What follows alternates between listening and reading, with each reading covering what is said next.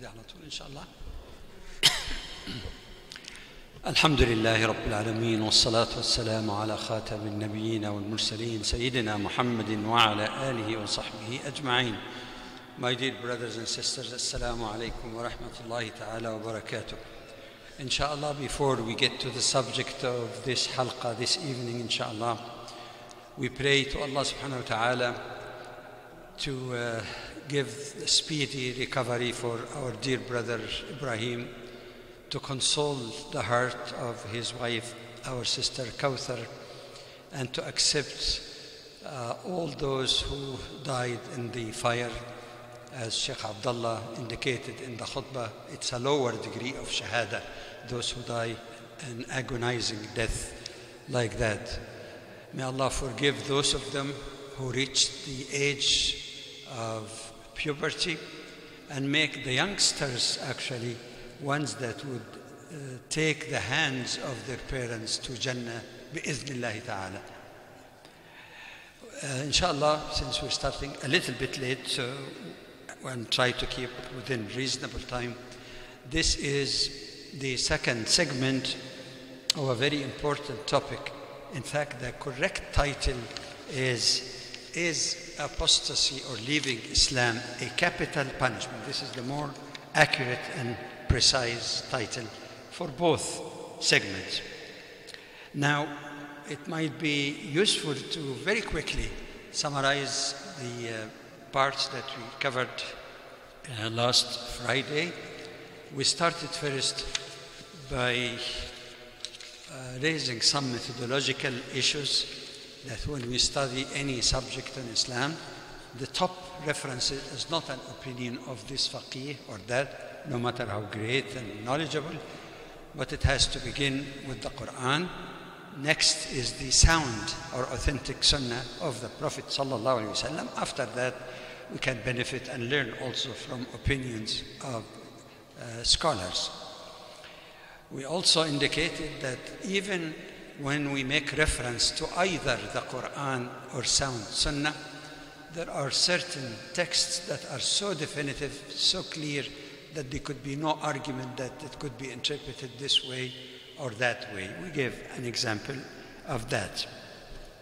But on the other hand, in both the Quran and Sunnah, there are texts that may carry more than one legitimate meaning, that is more authentic interpretation that does not violate the rules of the language or violate some of the basics of Islam that no true reasonable person would differ about. And then we started following that methodology and apply it to the topic of ridda, apostasy, or leaving Islam. And we started first with the Quran, and it was quite clear from a few examples given that there is no single ayah in the Quran that prescribe worldly punishment for the apostate or the person who leaves Islam. Not one. Okay. We gave examples of ayat that has nothing to do with the punishment or death punishment of the one who leaves Islam. The second question, to reinforce that, even though that's sufficient, we find that there are numerous, dozens of ayat in the Quran that affirm freedom of belief and worship, no matter whether you agree with it or not. And we give definitive examples from the Quran, so I'm not going to repeat it again. So this, on the contrary, respect of human dignity means respect of the right of the person to adopt whatever religion he or she believes in it, whether you agree with it or not, whether it's haqq, truth or falsehood. It is not our right to force it. The Quran is full of that.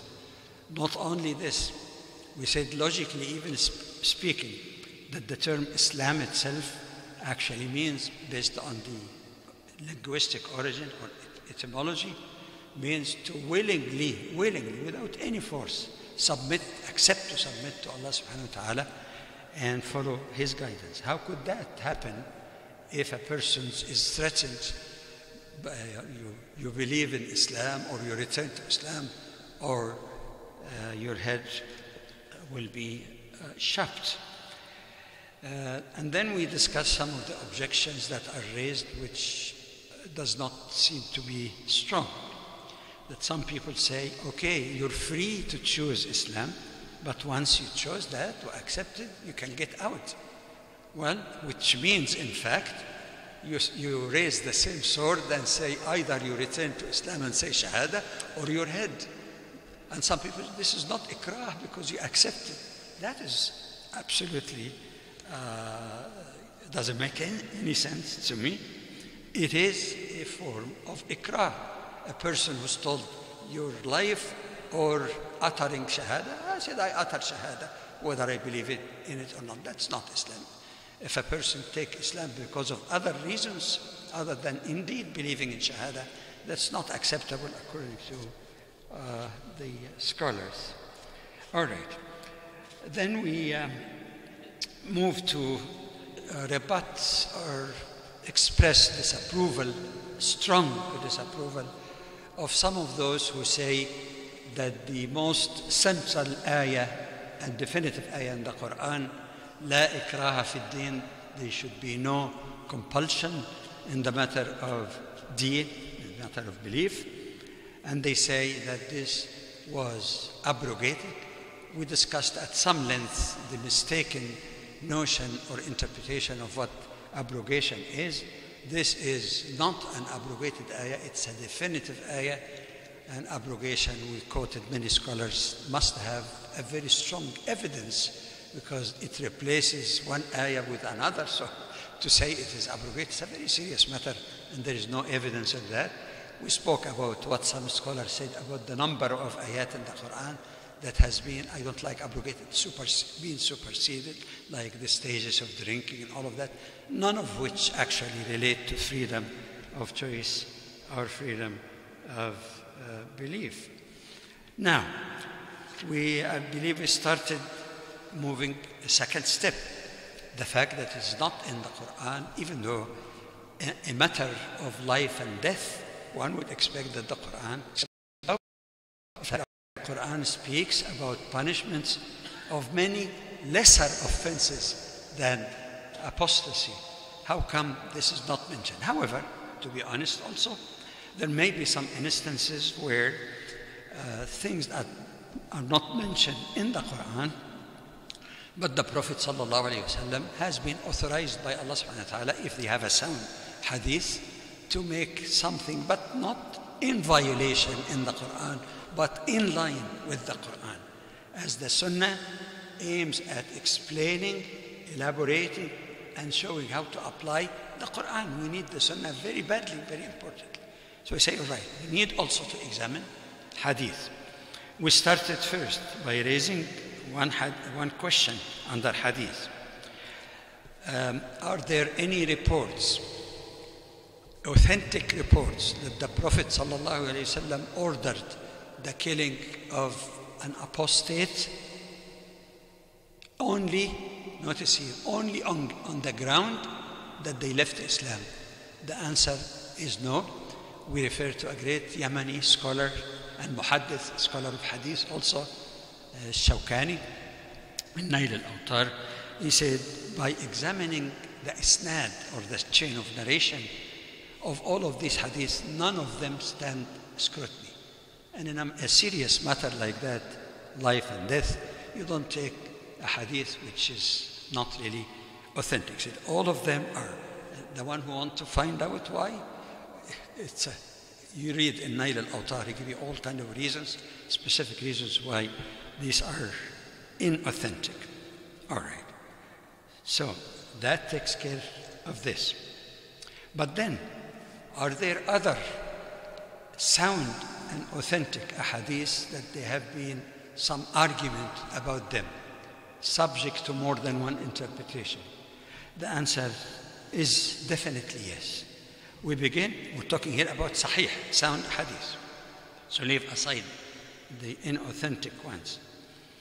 That hadith, in fact, appears in the Sahihain. I have with me here the translation of Sahih, the text in Arabic and translation of Sahih al-Bukhari. And there are 3 versions of that hadith. There is a 4th one also in Sahih Muslim. And instead of taking much time to go through it and translations and all of that, I have them here if you want to take the number of these hadith. Basically, the essence of all 4 versions of hadith is that a person came to the Prophet ﷺ in Medina. That is significant because Medina was already the home of Islam. Medina was a city-state, you might say. And the Prophet ﷺ had the 2 hats, being a prophet of Allah in matters that are revealed to him, but also he is the head of the state with the consent of all groups according to the document of Medina that gave Jews, others Christians, other Muslims their religious identity and religious autonomy. It's an amazing document. So being in Medina, it doesn't say that there are circumstances that the Prophet couldn't do it. He had the full authority.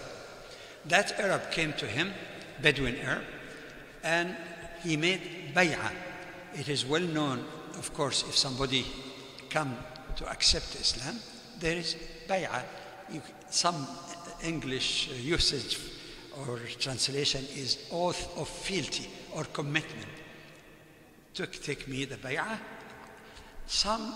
Okay, I'll continue first. And then after a while, so he became a Muslim. Then after a while, the person got sick.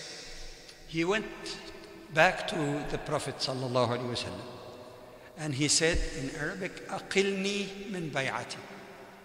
O Prophet of Allah, I want to take back my oath or my commitment. Okay? So the Prophet, of course, if the Prophet says, yeah, that's okay, it means no, it doesn't matter whether you believe or not believe, it's all the same. No. So the Prophet refused, but ordered nothing against him. Some versions of the hadith say that the person came the second day, the same thing happened, the Prophet didn't agree, no action. Like I mentioned, I think I might have started that hadith last time, but finished because of the time. Some say a 3rd time he came again and he repeated the same thing. Nothing happened. The person apparently was not aggressive. He was not spreading any mischief.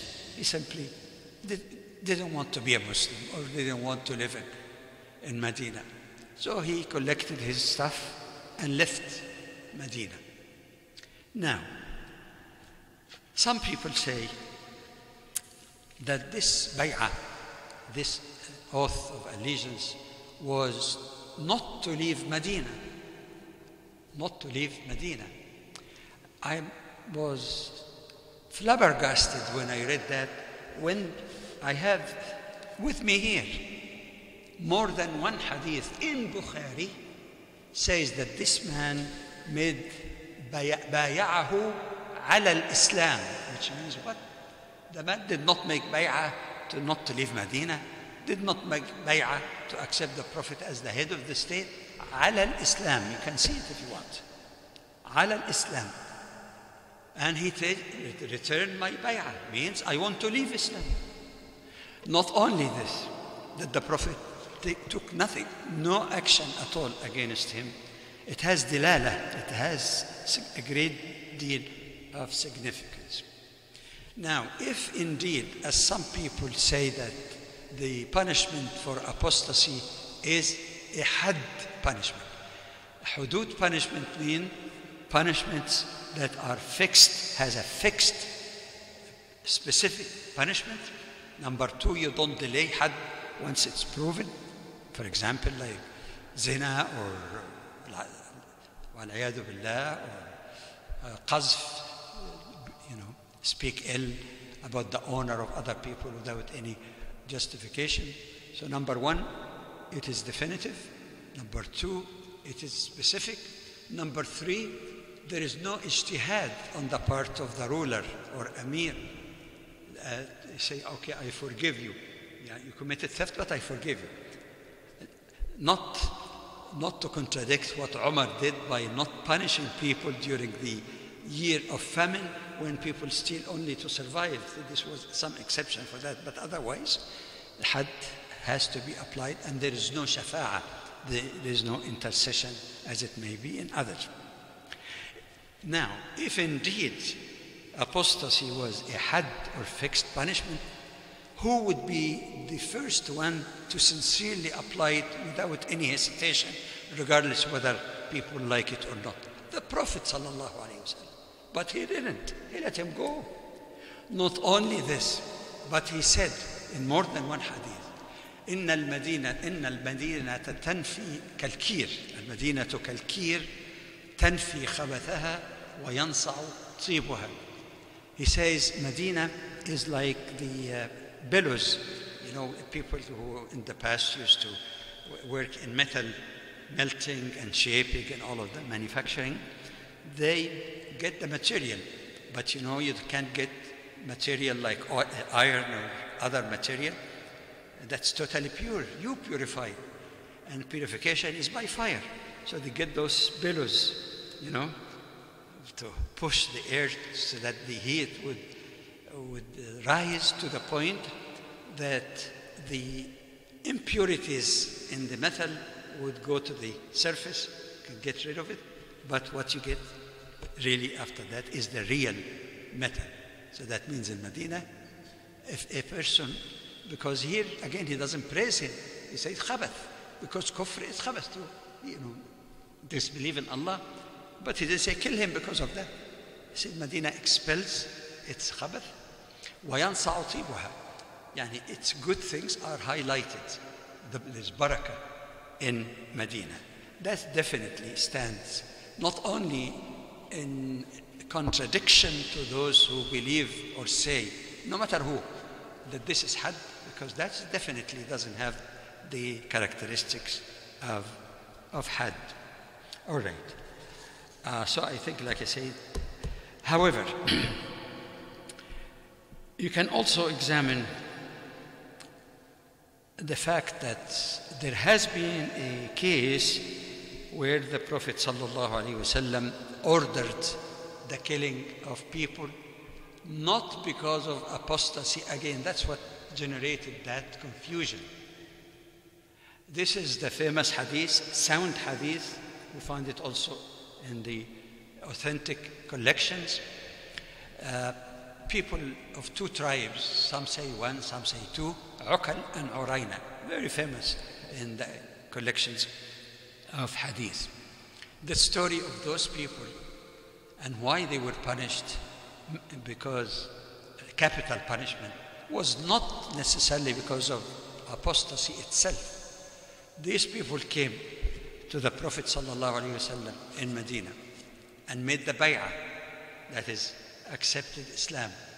They got sick also, maybe because they were not used to, you know, the atmosphere or environment in Medina, whatever happened. They got sick.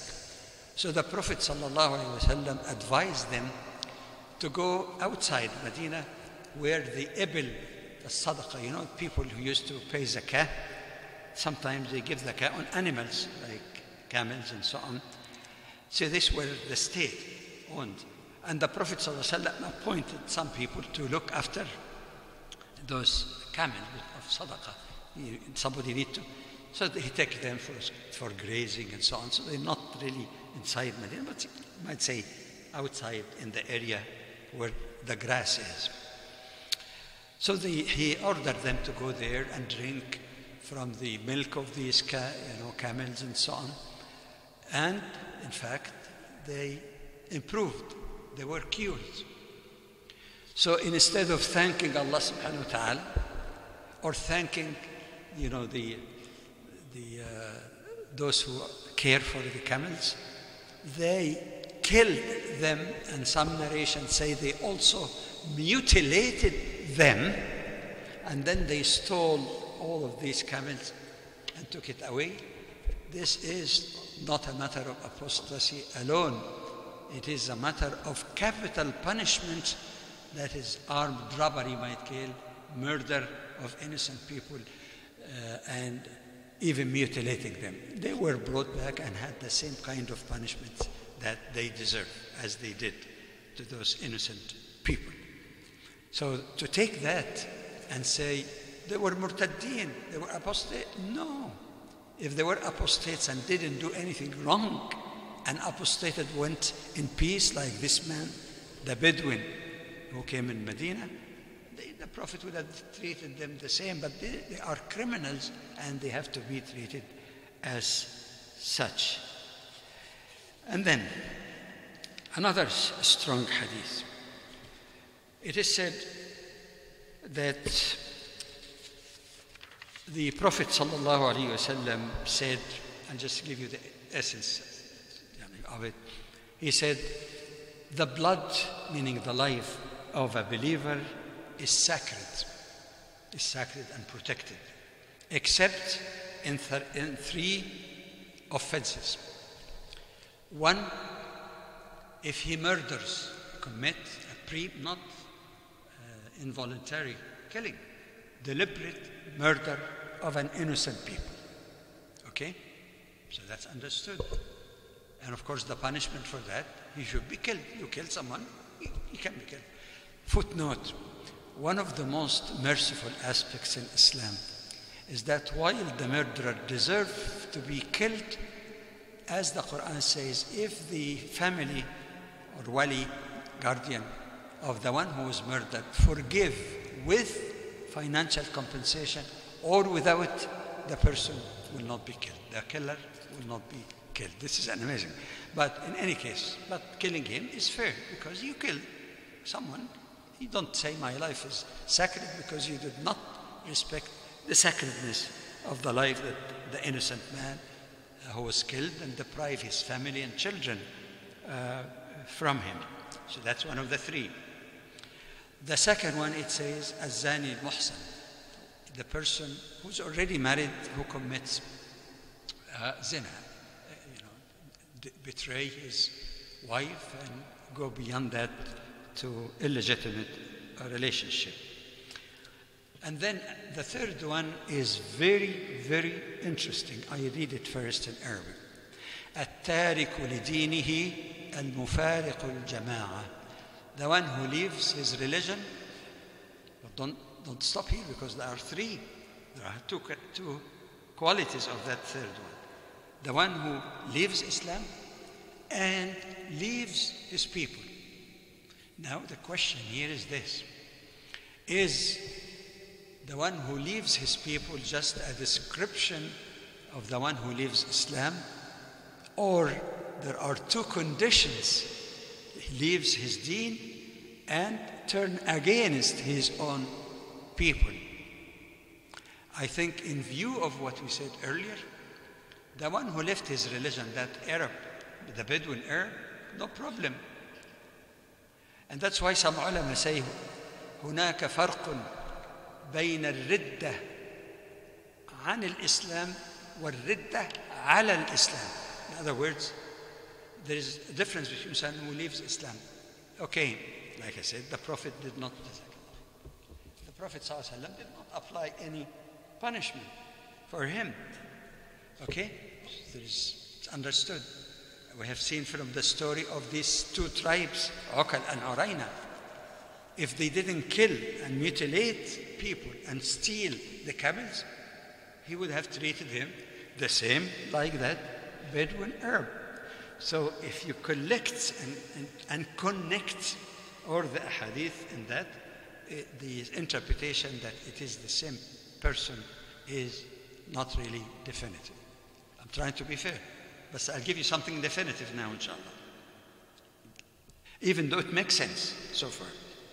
But what happened that scholars also who delved in other ahadith, other versions of the same hadith, subhanallah, there is a riwayah narrated by Sayyida Aisha radiallahu anha.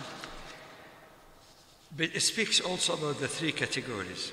So the first two, we know, murderer or committing adultery while married even. But in the third one, the translation of what Aisha radiallahu anha said, a man who went out against God and his messenger. So he did not only leave Islam, but start fighting against Allah and his messenger. The wording of the hadith narrated by Aisha radiallahu anha, you find it very similar to a different issue, different punishment that the Quran speak about. It is known as Ayat al-Hiraba, that is in the Surah al-Ma'idah, and I think, Ayah 32 or 33. إنما جزاء الذين يحاربون الله ورسوله ويسعون في الأرض فسادا أن يقتلوا أو يصلبوا إلى آخر الآية. It says the punishment of those who fight against Allah and His Messenger. That means even after their Islam, something could apply to others as well. Even a Muslim, if he does that, would be punished. It speaks about the various forms of punishment.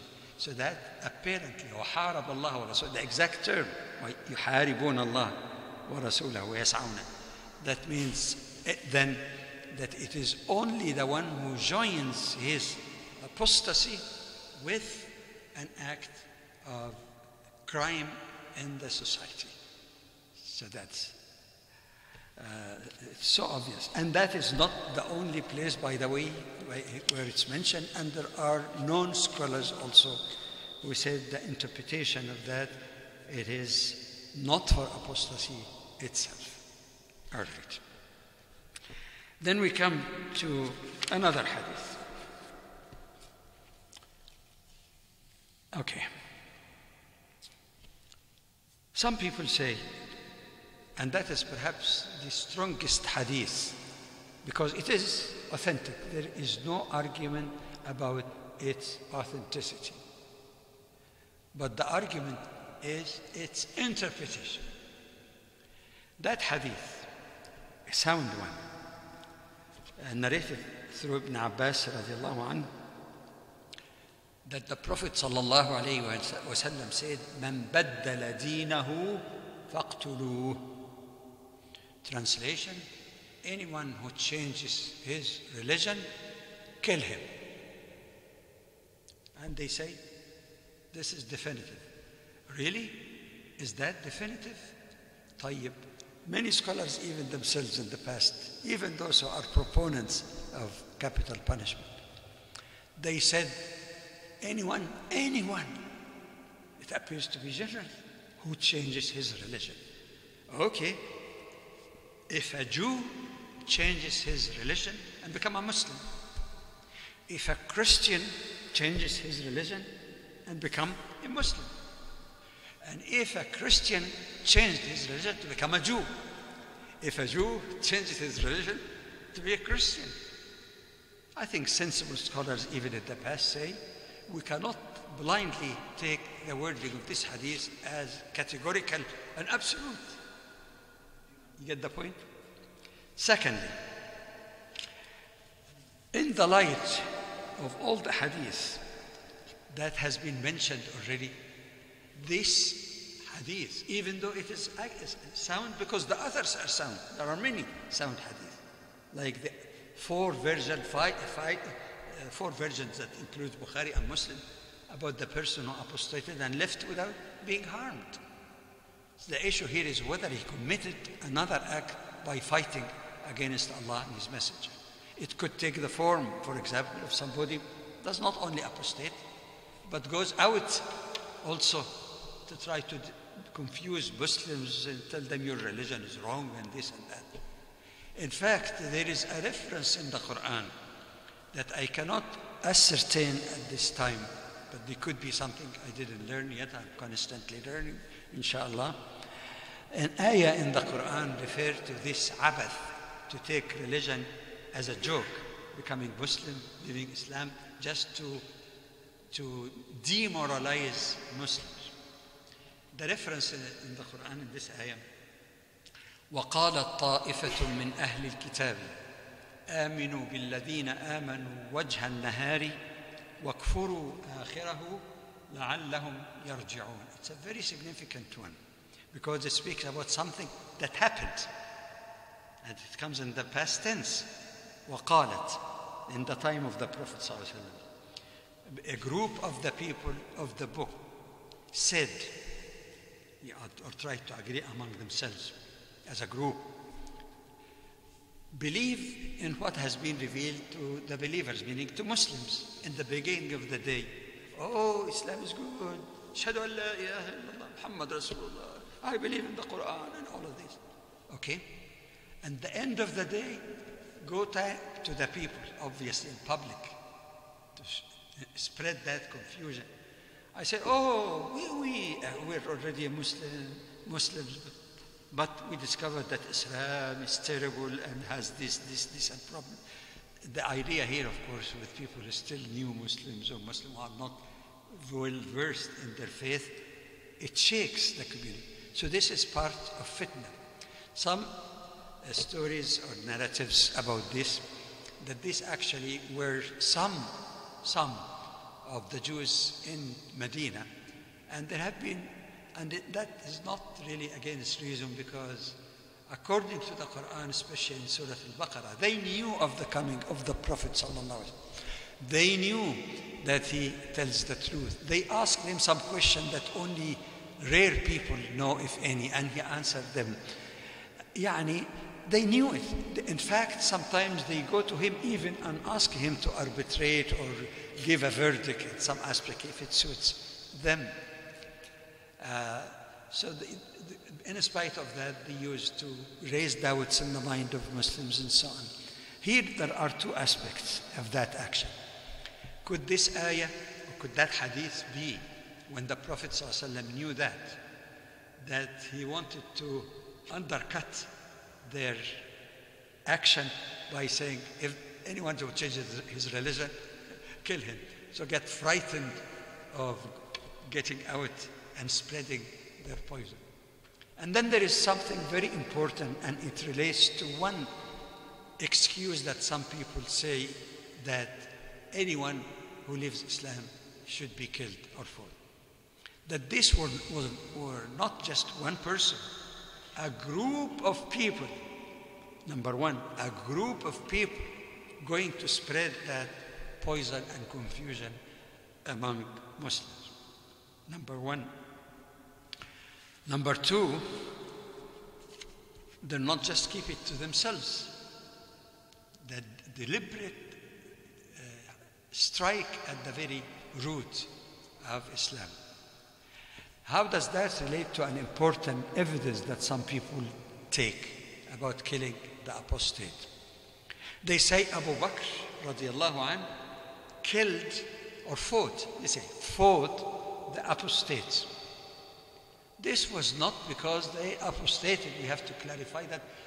By the way, a lot of books, when they speak about this battles at the time of Abu Bakr radiallahu anh, they say Hurub al-Ridda.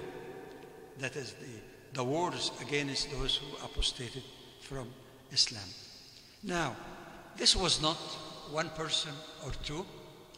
Many historians, especially mu'arrikheen fi Sirah, writers on the Sirah, they say that when the Prophet ﷺ passed, many of those who were just either weak Muslims who did not accept really fully, did not get this tarbiyah, being raised like Sahaba, closer to the Prophet ﷺ, being so much influenced by him.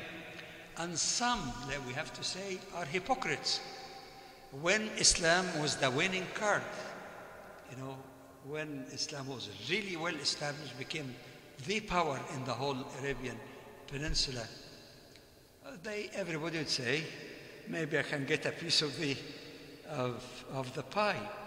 That is why the phenomenon of hypocrisy did not appear in Mecca. Why do you have to pretend to be a Muslim in Mecca? The torture, the insults, the threat to life, even the killing, as the family or the parents of Ammar ibn Yasir. So what is the purpose of hypocritically say, I accept Islam, al-bala sayanzil alayk, all the tribulations you will be facing. But in Medina, especially after the Battle of Badr and beginning of Islam taking strong roots, become an authority, political authority, religious authority, any way you look at it, people became hypocrites, like Ibn Salul and others, who tried to say we're Muslim, but in fact they're keeping imploding and destroying the community from within. Likewise, many of the tribes, especially after the return of the Prophet ﷺ to Mecca and the establishment of Islam and the stopping of all wars, at least that has been going on to suppress Islam. It might be a few battles that came later, but basically Islam was settled as the power. Of course, hypocrites would say, like I say, it's a winning card, let me join. Like I say, if you can beat them, join them, especially if you can benefit something. So, what happened in the case of the fighting after the passing of the Prophet ﷺ was that some people, excusing themselves under apostasy, some even without apostasy, they simply said, look, we used to pay this zakah to Muhammad ﷺ as the head of the state, but now he's gone, we are not going to pay zakah. So even if some of them, or even most of them, say we left Islam, it's an excuse not to fulfill their duty as Muslims. And that's why, in spite of opposition from Sayyidina Umar initially, the Abu Bakr insisted, and he was right. Like I said in Kutab al-Siyar, in the biographies of the Prophet ﷺ, they did not say we will not pay zakah only. There were a couple of, some estimated dozen armies already ready للزحف عن Medina, to move on to Medina and finish Islam once and for all. This without ridda, without apostasy. That aggressive act has to be stopped. And had Abu Bakr radiallahu anh not been inspired by Allah and insisting, and Umar agreed with him, and Sahaba agreed with him, if you didn't stop it, Islam can fi khabar kana, there would be no Islam. Would have finished. Just a state or an entity and a religion that's just getting strong, come and uproot. And there were many already doing that. So this has nothing to do really with Ridda. It is apostasy resulting from armies rejecting zakat, even in Canada, even in America or Western countries today. If you gather an army and say, I'm not going to pay taxes, and if you send us, the tax collector will kill them. Okay. Even in modern time, can the government fight them? They would fight them. There's no question, even in democracies. Or else you destroy the state altogether. So we go then to that hadith, من بدل دينه. Obviously, it is not that generalization. And with the evidence, one, absence in the Quran of any capital punishment for the individual person leaving Islam. Secondly, the emphasis in the Quran about freedom of belief and worship. Giving the case again of that Bedouin, which is quite clear and very strong, we can conclude then that no worthy evidence really can stand against the Quranic consistent statement about freedom of choice. Okay, with this, I'd just like to say a few words because I don't want to keep it too long. Some people refer to actions of tabi'een or sahaba. One of them they refer to Sayyidina Umar, but the reference they refer to, in fact, does not bear evidence at all to that. It said that Umar radiallahu anhu was asking about some people who apostated And he asked the person coming from that area, what did you do to them? They say, we killed them. Umar was very angry. He said, oh Allah, I didn't order, I wasn't present, and I don't agree, meaning with killing them. They asked him, what would you have done? What if you were there ruling in that place? What would you have done? He said, I would have put them in some detention and offered them food every day, and maybe so that they may recant. Okay?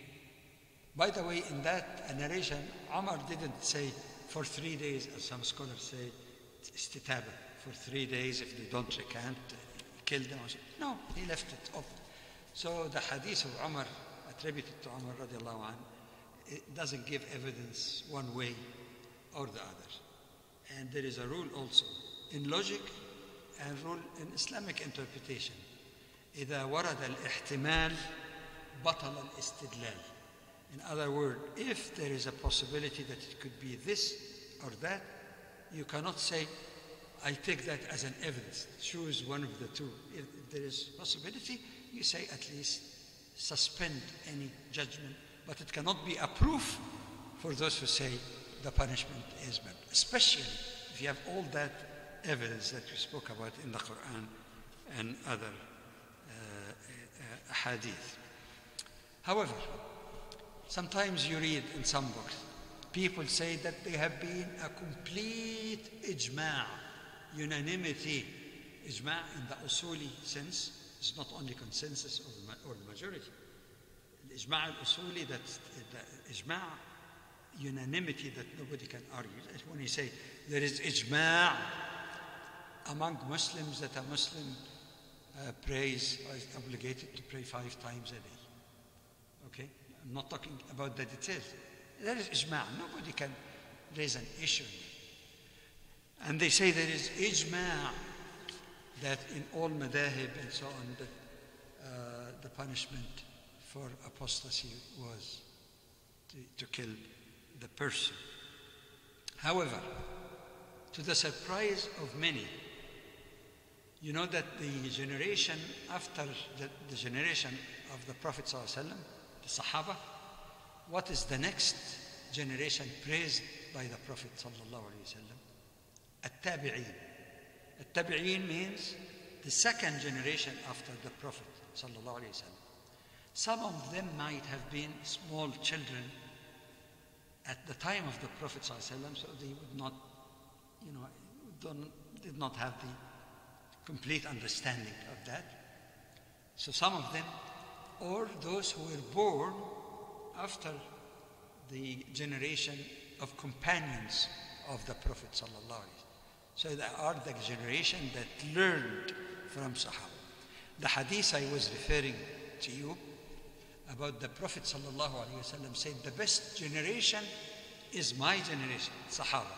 And history testified. Their sacrifice, their work for Islam day and night made Islam a universal faith. He said, then the Tabi'een, the immediate students of the Sahaba.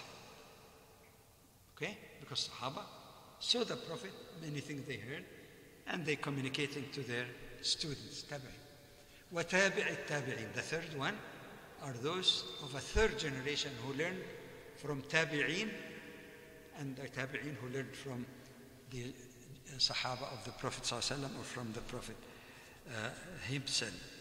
And here, for those who are familiar with the juridical literature, there are 2 of the major, most respected authorities among, not tabi'in, the students who learned from the Sahaba of the Prophet sallallahu alaihi wasallam. One of them is, I just get you the exact person. Okay. Just my memory sometimes. Right. Sufyan al-Thawri is one. The other one, inshallah, I might get it. I don't want to waste time searching. I have it here somewhere. And that other person also, when he speaks about asking people to recant or giving them an opportunity to recant, as I mentioned earlier, some scholars said their interpretation, 3 days, some said more. But that other tabi'i said, and I say it in Arabic, yustatabu abadan. In other words, he would be given or should be given an indefinite period to recant. Indefinite, which means what? So long as he doesn't go around and commit other crimes, abadan, until he dies. The opportunity until even he dies.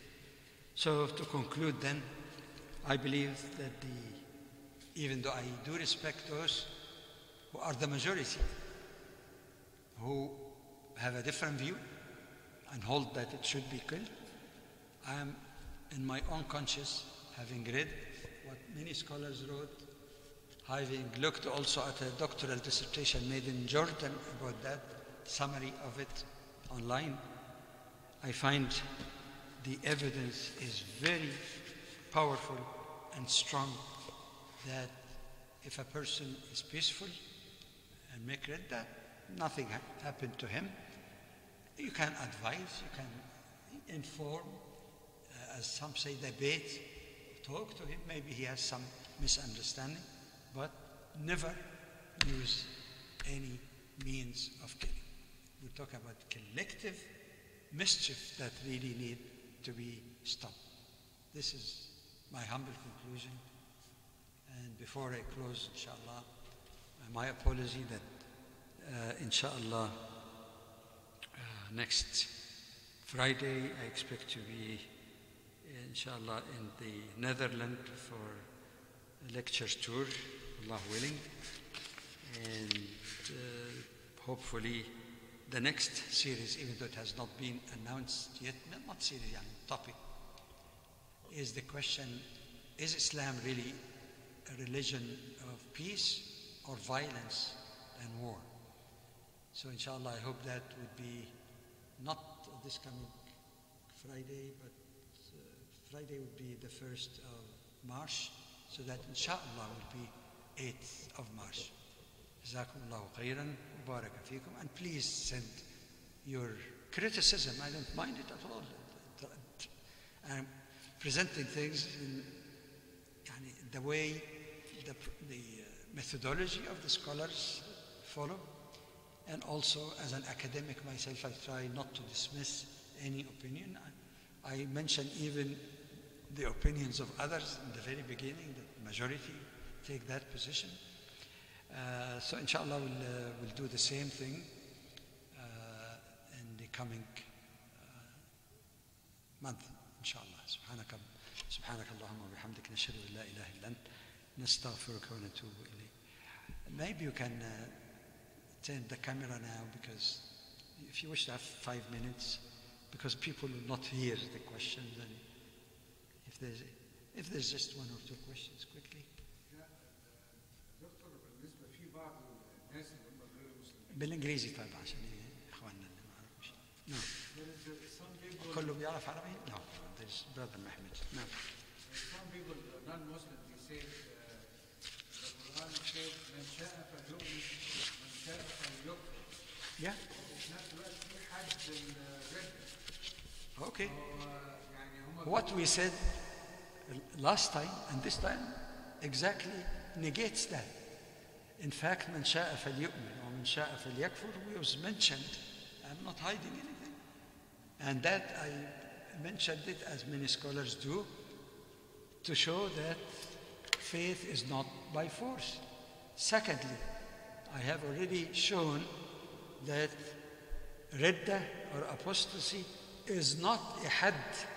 Had is fixed, has to be applied, and the Prophet ﷺ did not apply had on that Arab who left. So there is no punishment. That's what I was saying. Even in the summary, there is no worldly punishment for a person who apostate or leaves Islam and live in peace with Muslims, doesn't try to undermine them. And the punishment could be not had. See, okay, let me clarify this. The punishments in Islam are of basically three categories. One is the had. There is no intercession, there is no forgiveness in it, and it is fixed.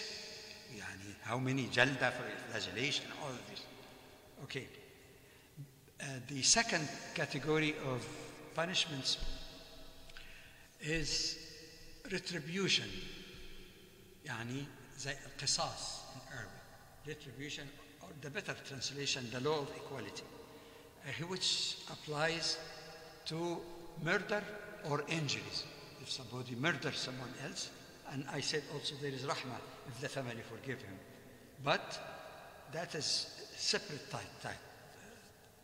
Or injury can forgive also for that. The third one is a very broad one.